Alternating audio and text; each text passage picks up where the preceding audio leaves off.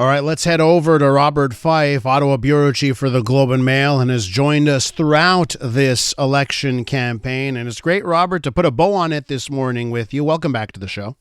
You're welcome. So first things first, what is your takeaway here from Mark Carney winning?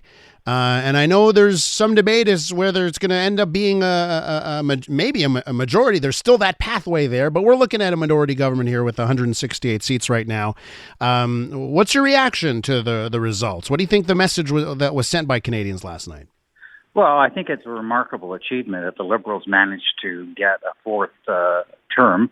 This is the third minority in a row, although it's a much stronger mandate, a minority mandate than we saw in 2019 and 2021. But having said that, the challenge for the country is the fact that we don't have a majority government, and that means it's going to be a lot more difficult for Mr. Carney to do the things that he's promised to do, to get pipelines built, natural gas facilities, to try to get interprovincial trade barriers down, to potentially cut the deficit. There are going to be a whole range of issues that he's going to have to deal with, and the biggest one, of course, is Donald Trump facing us right now. And it would be a lot easier if we had a mandate to stand up to Donald Trump, but he doesn't. And so now he's going to have to show if he's capable of running a government in a minority parliament. This is a man who has never had held elective office and has only been prime minister for a few months. So it's going to be quite a challenge for him.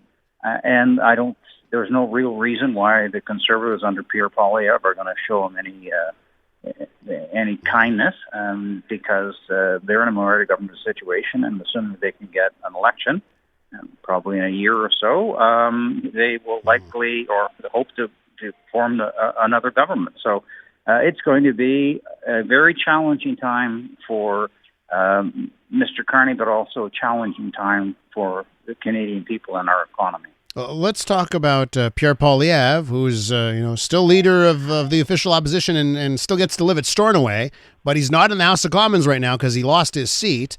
It is not lost on me that the NDP in that riding of Carleton only got 1.4% of the vote, so the NDP collapsed, certainly having a role to play in that.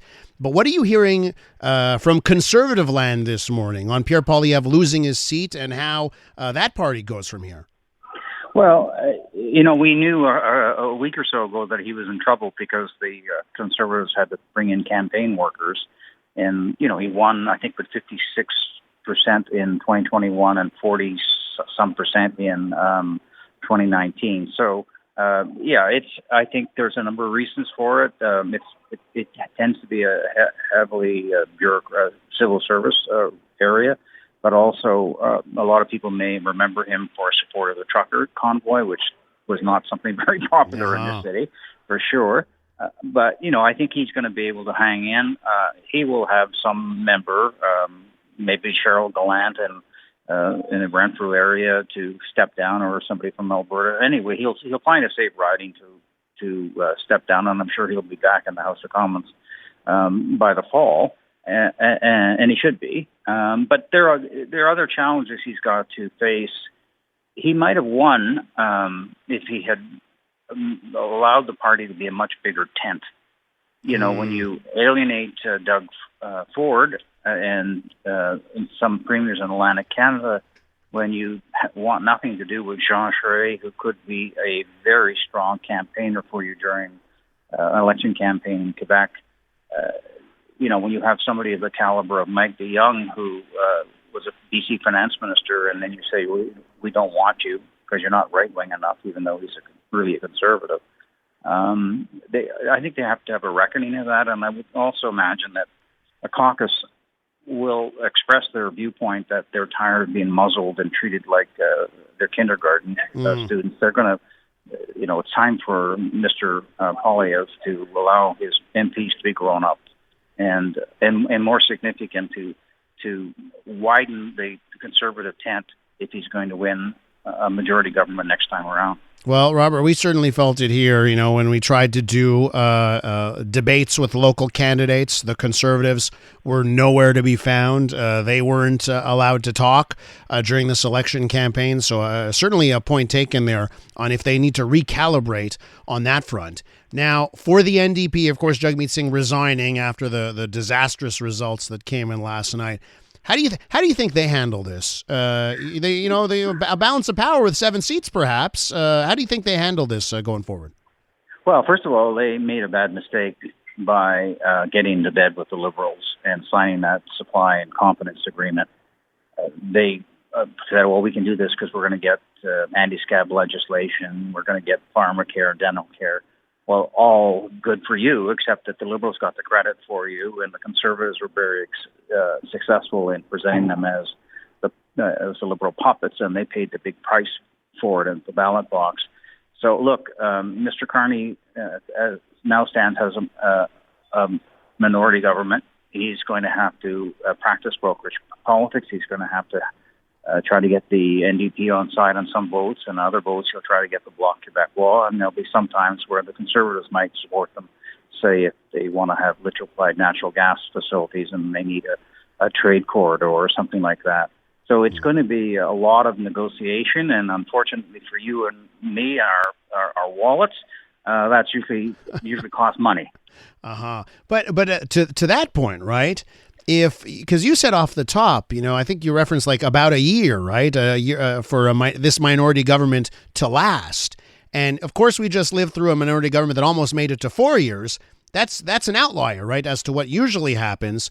Doesn't that mean that Mark Carney has a shorter runway to produce results? And maybe he can't just spend if he wants to produce results for Canadians? Well, yes, he can't just spend.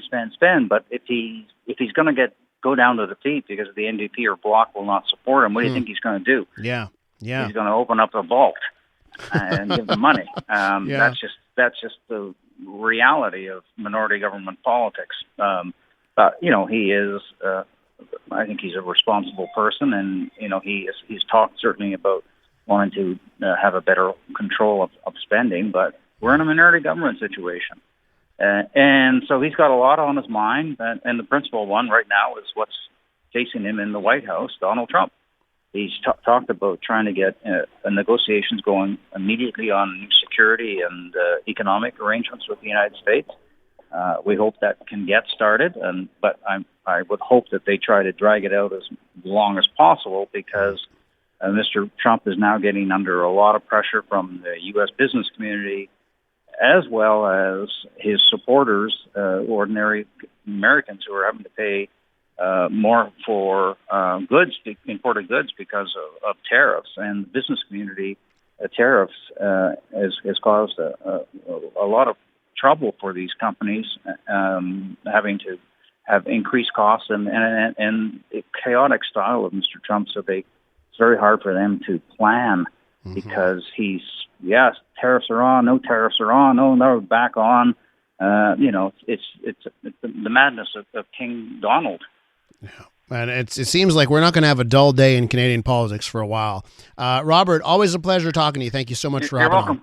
on. Bye. Robert Fife, Ottawa Bureau Chief for The Globe and Mail.